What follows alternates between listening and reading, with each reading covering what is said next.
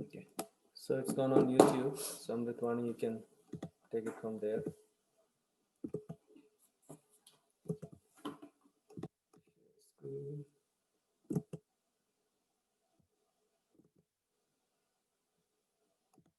You can just read the verses. Okay, so 8th chapter, it starts with Arjuna inquired, O my Lord, O Supreme Person, what is Brahman? What is the self?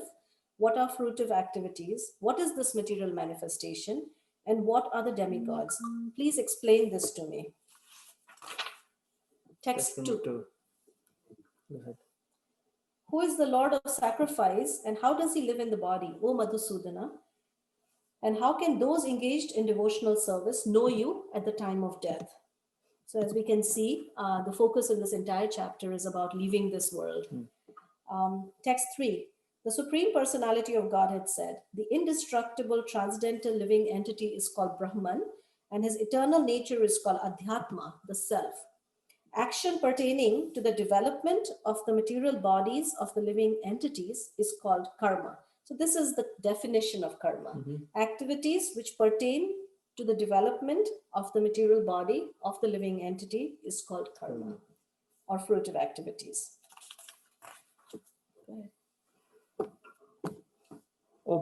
Text 4.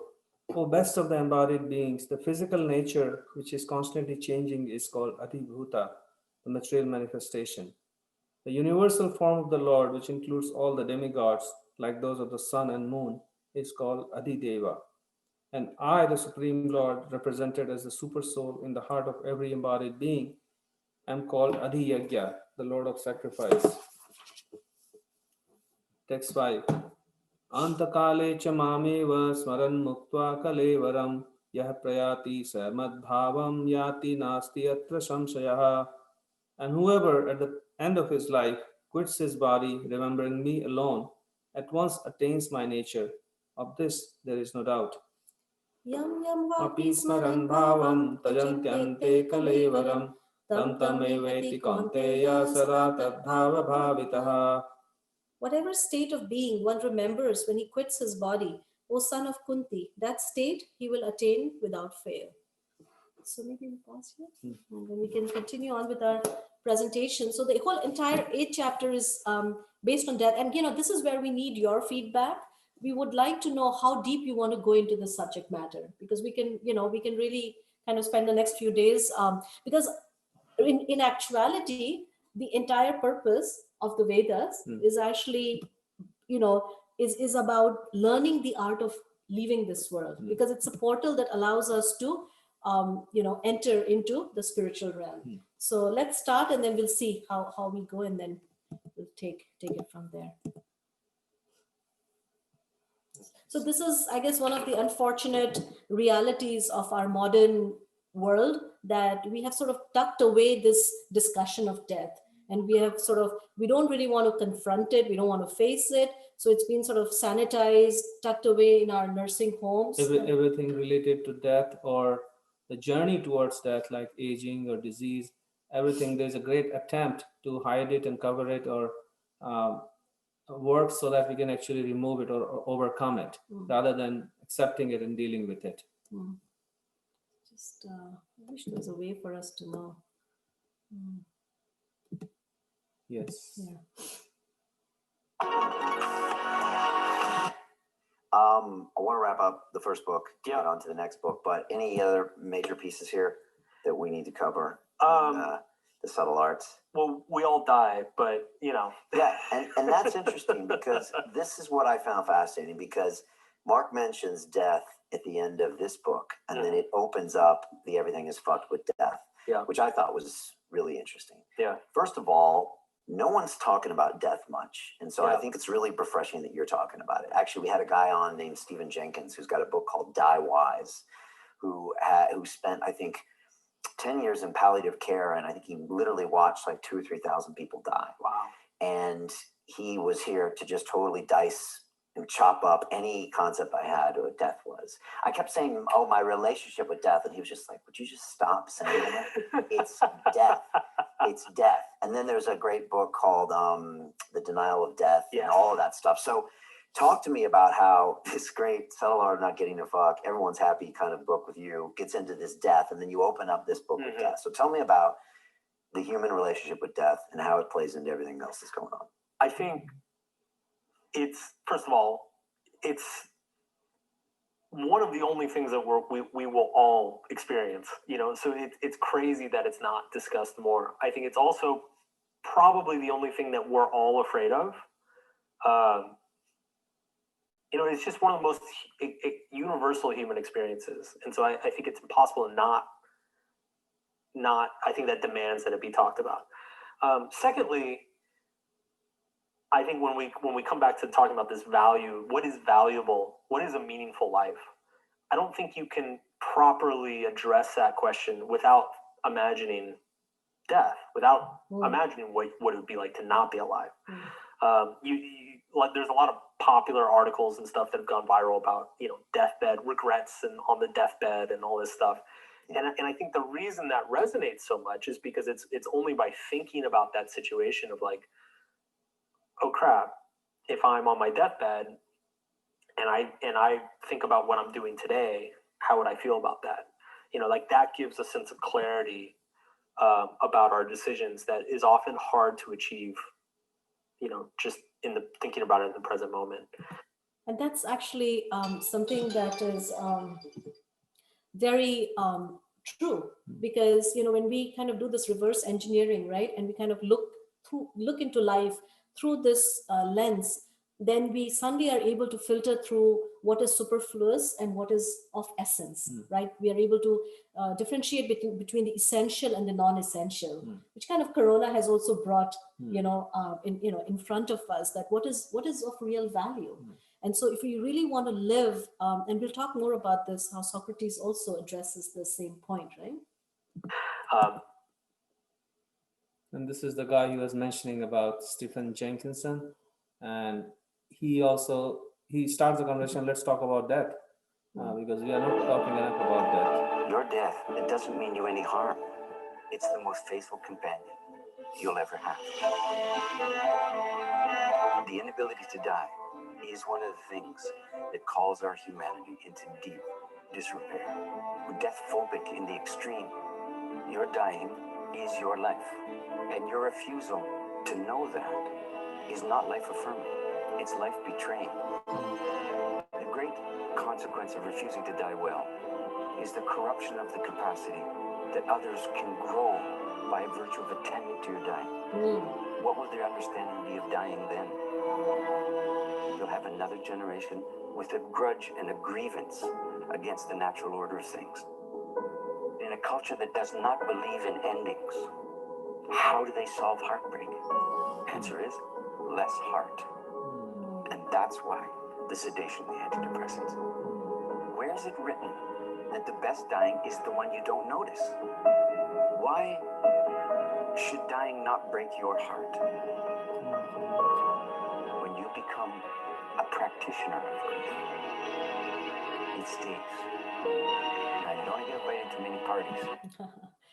Yeah, and it's true, you know. I think I remember, you know, having seen, you know, a few deaths, right, in India, and it really, it really brings like right in front of you things, you know, that you never ever see And I otherwise. guess unless it's not just the final death, but also the so many, as you was mentioning, the heartbreak can happen from so many different things, losing things not going our way. And I guess until we reflect on death, we cannot really reflect on the spirit, the spiritual side of things, who we truly are. Because when we don't focus on that, we are only focusing on the body, which is not us. That's true. And that keep on going from one heartbreak to the next.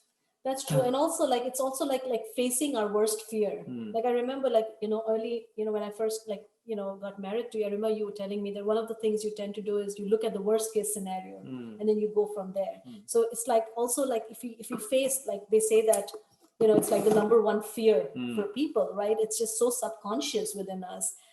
And so once we are able to look at it and think about it and prepare ourselves, then we can actually truly live a life which is not based on fear. Right? So I can tell you from personal experience. So exactly. So this is what, Socrates, he once asked his disciples, his students, that how do you know if a man is happy? And so different people gave different responses. Somebody said, well, if someone has very good health, and somebody else said, well, if someone has a lot of money, and just all the different ways that we try to determine if someone is actually lived a happy life. And Socrates' response to this was that, well, a man is happy by the way he dies, right? So then that that person has actually lived a happy life. So it's kind of interesting that the entire Srimad Bhagavatam, right, is a book. It's an encyclopedic book about the art of dying. And it all started with this question of this great king, the grandson of Arjuna, who was cursed to die. And then he assembled, he just went to this shore of Ganges, and then he had this conversation with the great sage Sukha, where he asked him, what is the duty of a person who's about to die? And this encyclopedia was spoken in answer to this question. Yeah. And so, while we have on the one hand this idea of, death denial, right? We don't really want to face death. There's also a lot of, we were surprised that, how much money is actually being pumped into this immortality project. And this, I guess, our pursuit of immortality in artificial ways is a way of denying death. And I guess, and people are hopeful that maybe one day we become immortal. So let's see how close we are. Where your lifespan is double, even triple what it is now. A world with a society where 66 is the new 16. Where your lifespan is double, even triple what it is now. A world where you could watch science fiction become reality. Where your body will never fail you. A world where age really is just a number. Labs all over the world are working to get to the bottom of longevity, unlocking the secrets to extending our lifespans well into our hundreds and beyond. I think it's the greatest unsolved problem in biology. So how close are we to immortality? So I guess one way to look at this whole problem or deal with the problem of death is to see this as a problem that, or that can be solved through science and technology and then through our brain power. So this is one approach many people are taking in order to deal with death. Also, just to, I guess, just to be kind, this quest for immortality really stems from the fact that we're actually immortal, right? So, to us, this whole idea of dying is just not something that the soul has really nothing to do. Just like we read in the second chapter, the soul never dies, so it's such an artificial imposition in one sense. But I guess we're trying to solve it on the level of matter, which is why we keep getting frustrated. But yeah. This person, Dmitry Iskov, he's like a great internet founders and from Russia. And he has created this project 2045, where his goal is that by 2045, everybody can be immortal. And his approach is that we can somehow transplant our brain into our mind into robots, so that even our physical body may die, but then our mind has moved on to this robot who will be us. So let's kind of hear from him what he's planning to do with this. Of the Congress is to discuss how to evolve, how can our physical body evolve and how can consciousness evolve. It is very important because now we're facing the time where unconscious evolution period has almost finished, and we come to the new era when new period of controlled human evolution can happen. I think that main efforts of their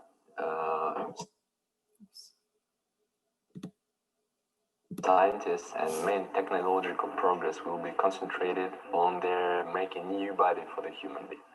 So the first step is to make human-like robot, which we call avatar, and to make their perfect control system via brain-computer interface. The second step will be to develop their system of human brain life support and to connect it to the avatar, so disabled people and people who are at the edge of dying can enhance their lifespan. And the third one the third project, finally making the artificial brain to which we can transfer the individual consciousness. And we have one more project, which is actually our dream.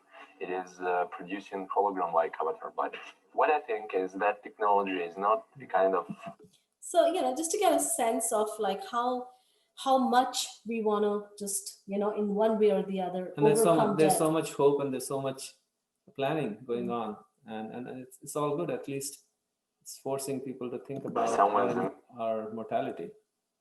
And this is there's a big kind of effort going on amongst the ultra rich to live forever. So let's hear from some of the big guys what they are planning to do. The French playwright Eugène Ionesco once asked, "Why was I born if it wasn't forever?" But life, if anything, is impermanent.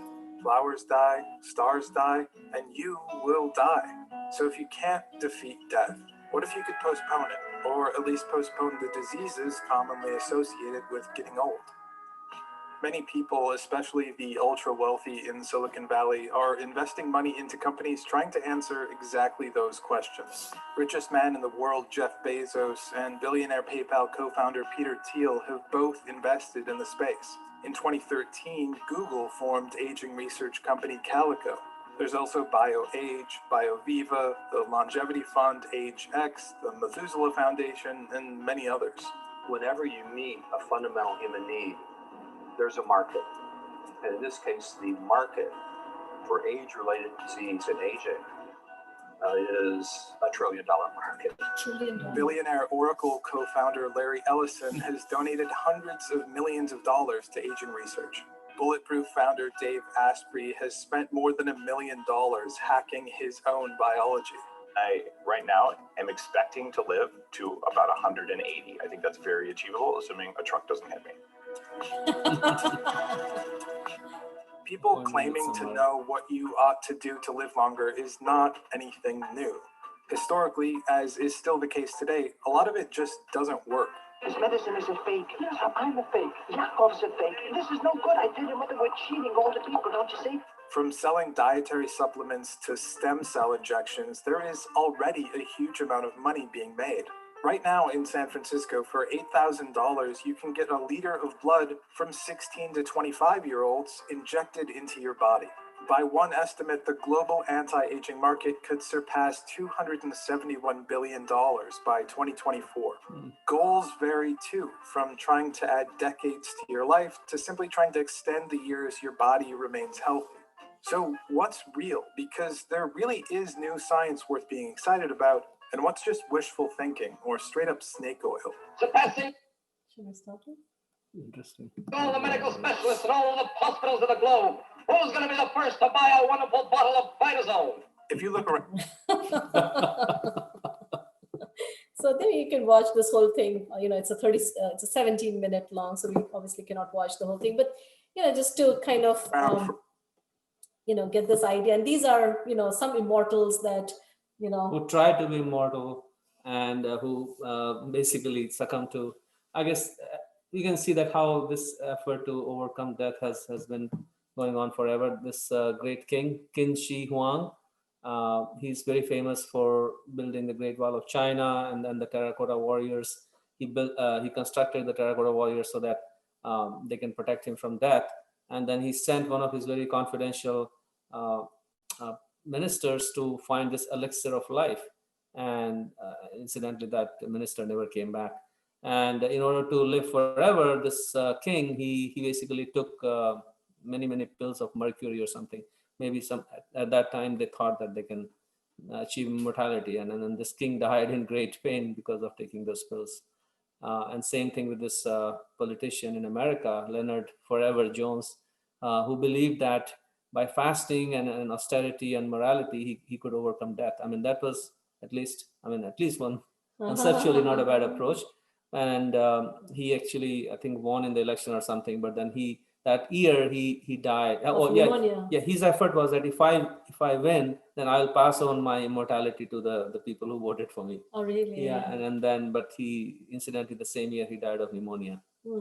It's funny that even in the Srimad Bhagavatam, there's actually a story of a great king called Hiranyakashipu, who also had a very similar ambition. And so he actually went and performed great, yogic,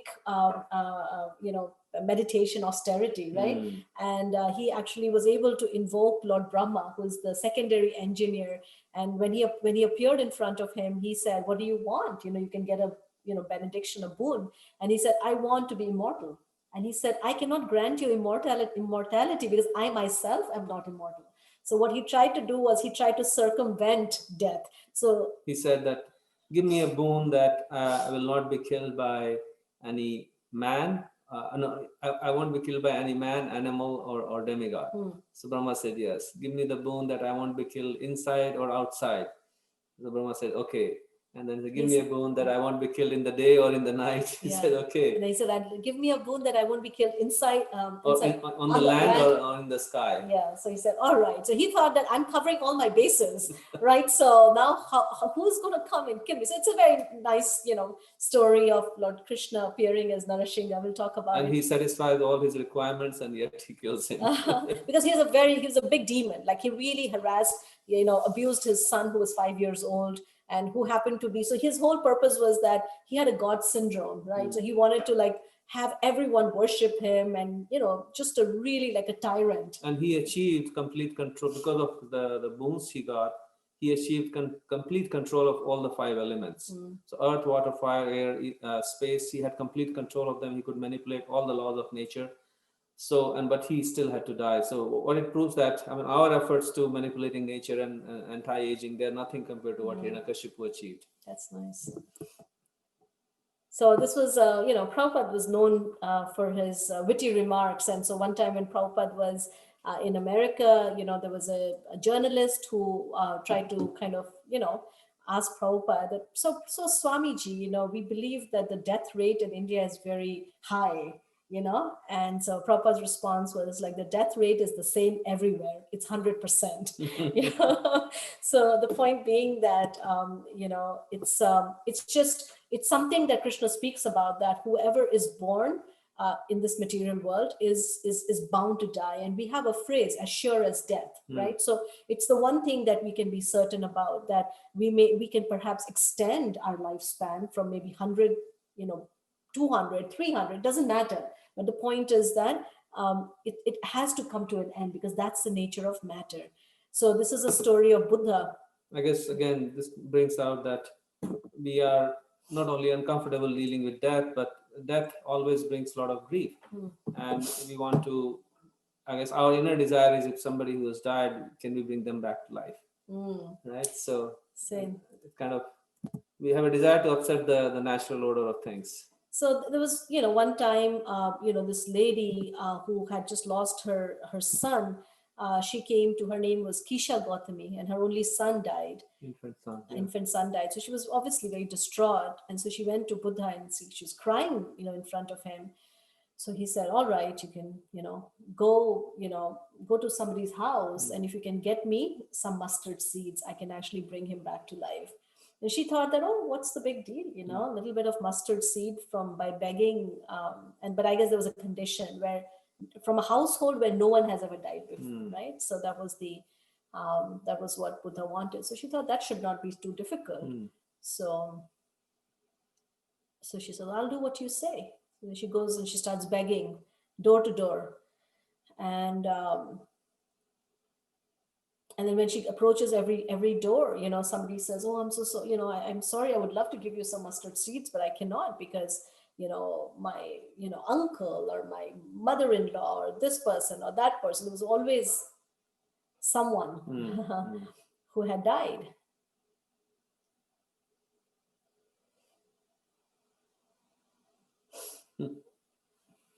So like that, she realizes after a while. She realizes that, and then she comes back to Buddha, and she submits that I now realize that, death is inevitable. So, what can be done?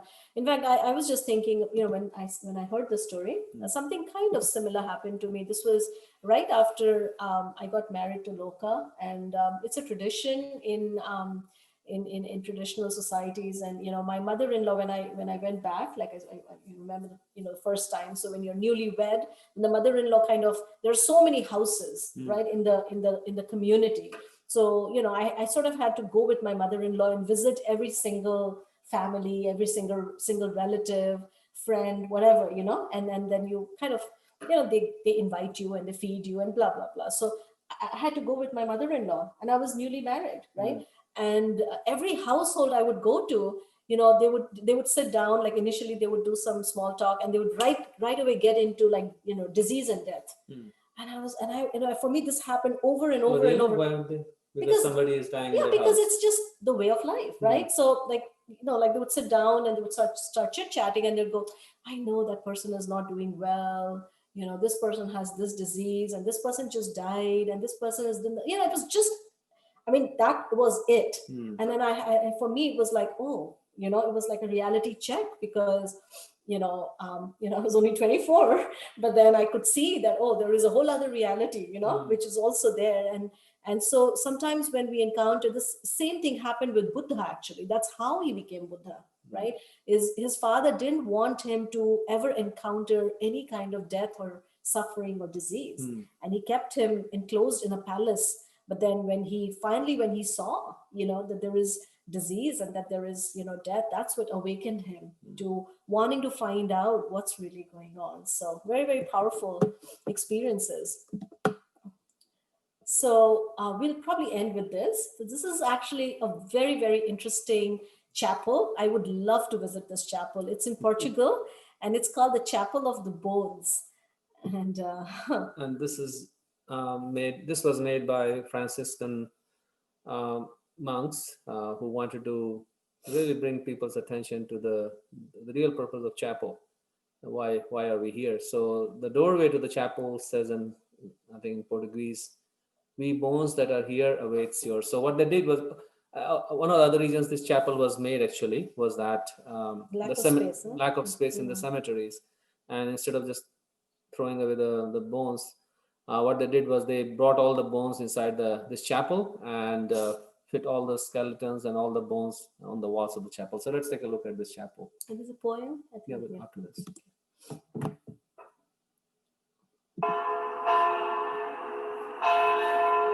All these walls, All bones. these are all skulls. It looks very morbid. Do you see this? Who were these people, and how did they die? So how did the bones end up here? How many skulls do you think are in here? Should we try counting? Yes, I can do it. Okay. 1. Chapel of the Bones. Oh. Above the door it says, "Stop here and think of this fate that will befall you." The bones belong to the monks who were buried in the cemetery, which was formerly around the church. Only part of the cemetery behind the church was removed. This chapel was constructed as a memory of the first. It has 1,245 skulls. The Chapel of the Bones is 1816. It's certainly something we've never seen before, right? Yeah, that's my Aunt Maria.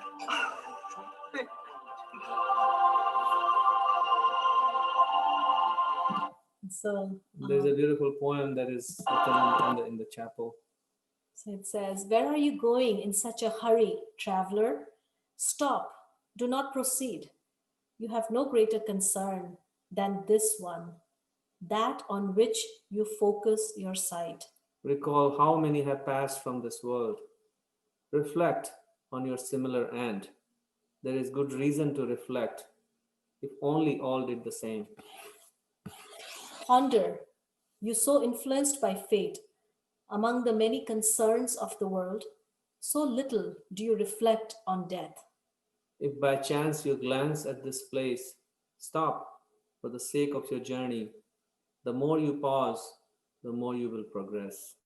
By Father Antonio de Esencia. Beautiful. So yeah, it's very beautiful. So I guess it's we'll continue this tomorrow. We have we have so much material on this subject, and if you guys are feeling enlivened by this topic, we are very happy to talk about this. So The chapel looks morbid though, with all the skulls and bones. actually, this was this was a practice that was also employed by Franciscan monks there are many such monasteries even in Europe where they would actually preserve these skulls and skeletons and would actually perform their meditation just to bring to attention that this body is temporary and it would help their spiritual practices. So I think it's just a way of meditating on death. Let's see, there's so many comments. well, actually, even along with that, I find that, like I remember I have a very close friend, and one time it so happened that I was in India and her father passed away, and she called me in the morning and she said, can you please just come? And I said, yeah. So I remember I went over and her father's body was lying on the ground, and she was obviously distraught. And so she and we sat together and we recited the second chapter of Bhagavad-Gita, and we recited many more chapters. And I have to say that the Bhagavad-Gita that day took on a much deeper meaning for me. As we were reading those verses, it was just so, it was just so real, at that time. And it really went really deep. So there is something to be said about, about this idea. So we'll just read your comments and then we'll see what you guys want to do. So deep to yes, the worst case scenario rarely happens. So if you can accept the worst case scenario, you can act boldly. Look at it as someday will be my going home day. Lord, keep me ready for my call. Beautiful, Pratibha. Pavan Sarovar. Ironically, death is a very inspiring topic to provide us an impetus to live an authentic and live from the heart. Thank you for bringing this topic. I've heard the first person to live to be 150 has already been born. Wow. Won't help you if a tree falls on you in a storm, though. There will never be absolute control over death. Nice.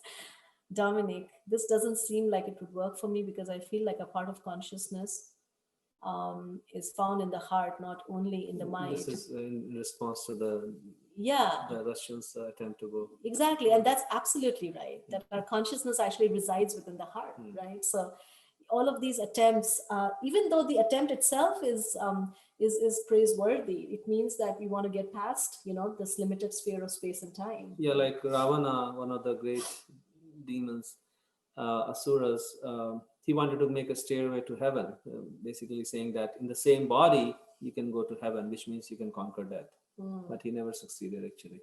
Tapas Prabhu says, on the contrary to living forever, I would just like the opposite, as I've realized how I wasted my golden years in useless acts. Hopefully I can start fresh on a good note in the next life.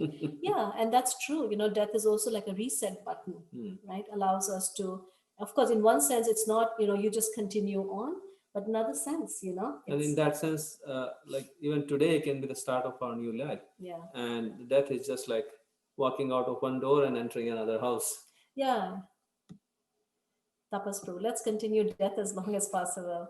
Yeah, I love this. Is there's just so much we can spend some time and we'll take it. See, yes, we're enlivened by the death topic. Good.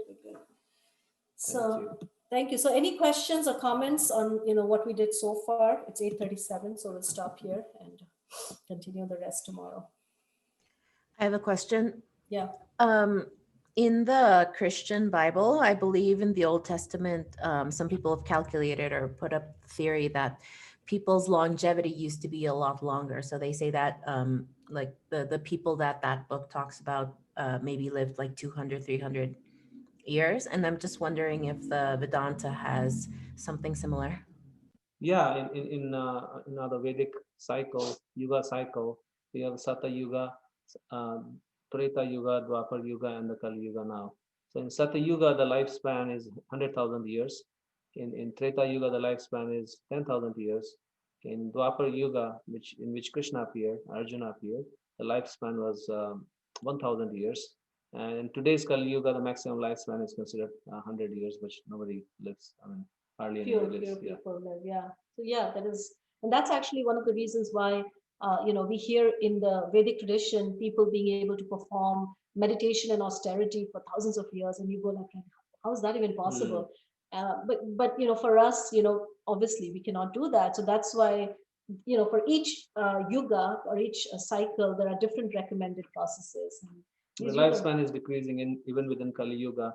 Bhagavatam says that when Kali Yuga progresses later on, somebody who lives for 20, 30 years, they will be considered like a grand old person.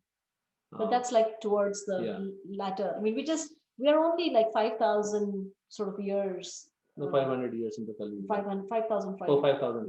Yeah, years into Kali Yuga, right? So We're waiting for Kalki to come and kill us all. no, we don't have to. We'll hopefully. So thank you. Anybody else? Any other comment or Dominic? Do you have any thoughts? Well, I mostly just thought how it was interesting. Like I was, thinking about death because a friend of mine had, another friend of mine who was the same age. I'm 20. Die. And I think about circumstance and like karmic relations and trying to understand death and the way that it impacts the other people, that are left behind in this space of matter in the material world. And yeah, like emotionally, I think it's really hard to kind of process that. And it's definitely a journey in itself to detach from that idea and to have a different perspective on death. So I definitely appreciate these talks and trying to just gain a better understanding. Yes, absolutely. Yes, I think you're right. That I think it has two aspects. I think the one aspect is, us leaving and the fear that is attached to that, and the other is the aspect of our loved ones leaving and the grief, right, that is attached to that. And they're both equally hard. I mean, one could even say maybe the second one is even harder, at some level, because one has to Be here and one then be here, right? bear that pain. Yeah, and yet, we can also maybe spend some time and talk about that. There is a way that we can, life is very powerful. The force of the current of life is very powerful. And There's a beautiful story in Bhagavatam. Maybe we'll read that, how this great king dies, and then his wives are lamenting like anything on his dead body. And actually the god of death, the lord of death, Yamaraj, he comes as a young child, and then he gives him knowledge to his wives. Maybe we'll read that. We'll read that. That's a beautiful story. We'll spend some time. So thank you for bringing that out. Yes, it will help everyone. Anshul and Chita, do you have any thought? Hare Krishna, Mataji, Hare Krishna, Pradipji. Hare Krishna. Just a reflection. The idea of death, the thought of death still gives jitters in the mind. Probably because we are still attached to the material world. We are not detached with the family. It's still emotional part that's there. And yeah, it brings fears altogether. Yeah. And that's I guess that's what Krishna is trying to do, is to not like push away that fear, but rather accepting that fear, recognizing that fear, and dealing with that fear head on with knowledge and with practice, suitable practice. And I guess by doing that, I'm already feeling like, just by talking about that for the last 30 minutes, I'm feeling like a change in my consciousness, that what is important to me, what is really important to me. And I think, and of course, it is fearful, and therefore we want to tuck it away. But let's face it, and the more we face it, the more I think there are so many rough edges in our life, in every single aspect of our life, in our relationships, in what we desire, what we want, our ambitions, how we deal with different situations in life. I think all of them can be kind of fine-tuned and aligned with our real goal when we think about that. Actually, there are studies, Anchita, that shows that when people actually approach this discussion, it actually makes them happier and more peaceful. So it's kind of counterintuitive, but it's like shedding a weight. Yeah, it's like shedding a weight. And also for us, it's actually even more, and I'm kind of giving away the sort of the discussion ahead, but it's even more relevant because for devotees, there is absolutely, like there's a beautiful story of Dhruva, in Srimad Bhagavatam. It'll come to that. Okay, he doesn't want me to give it away. But yeah, it's especially relevant for practitioners of bhakti, because for us,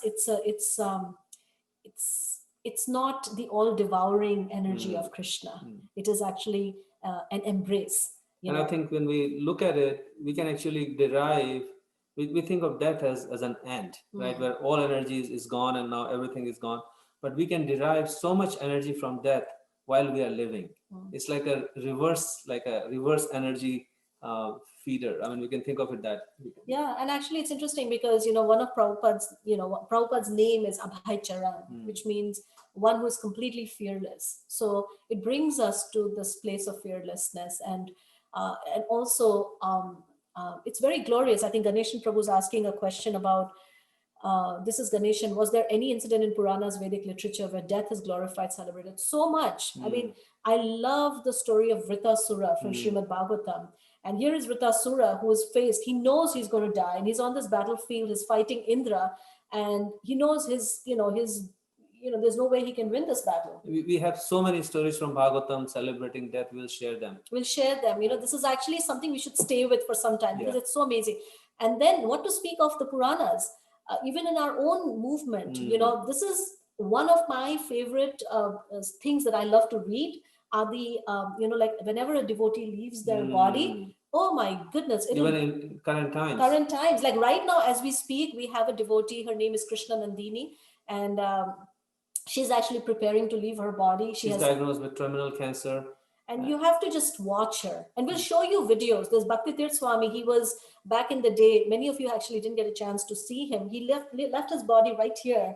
And he was amazing. We'll show a video of him, how he was like right near death. And that person is talking like a lion. So these are very inspiring stories. Very inspiring. So we just like what Delia was saying, right? It may seem these stories are far away from us, but they're actually right within our reach also. And in fact, Bhakti Tirth Swami, there's another Maharaj, another devotee, Radhanath Swami. He was taking care of him, and he had melanoma cancer.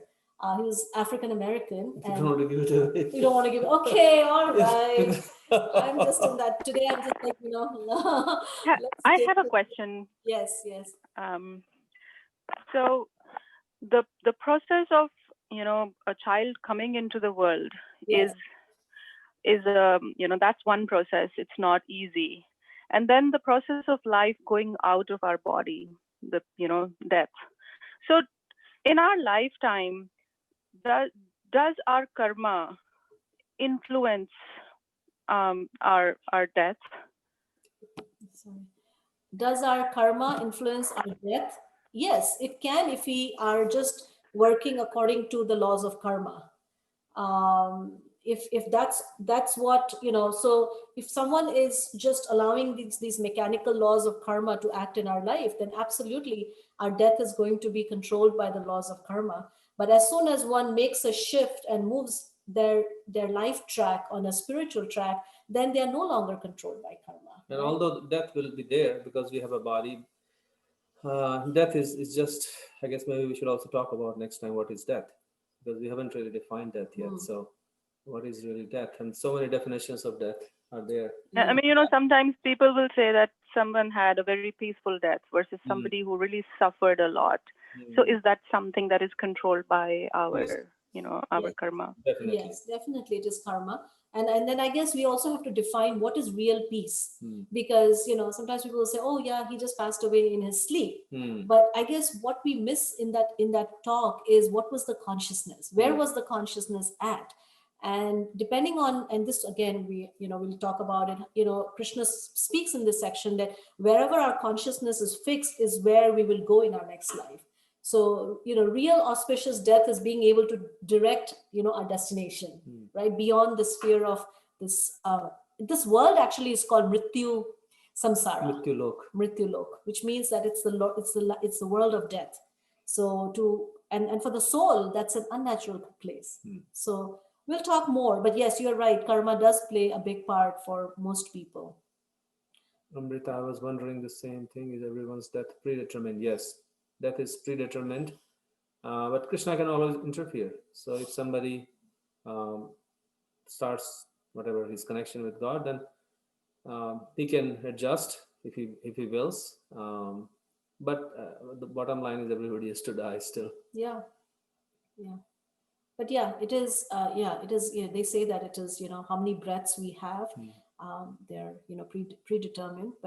But once we surrender to Krishna, then karma stops acting. And so now it's completely up. And that's actually, I don't know, Delia, can you confirm that? Because astrologers do tell us that, when you go to an astrologer and you're a practicing devotee, they say, well, for you, we cannot really. Can you speak to that with your knowledge of astrology?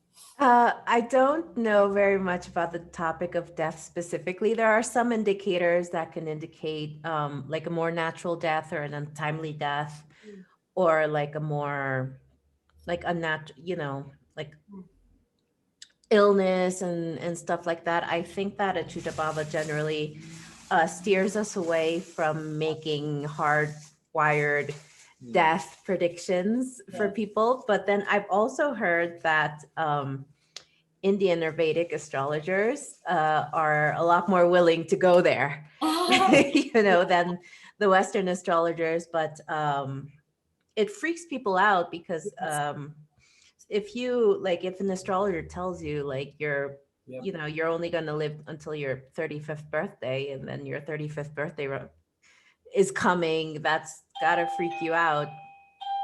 You don't know if it's true or not. That's my boyfriend. Hold on. I'll be back. Go ahead. Yeah, so there you go. So there is some karma there, but then also it's not so easy to predict it. Yeah.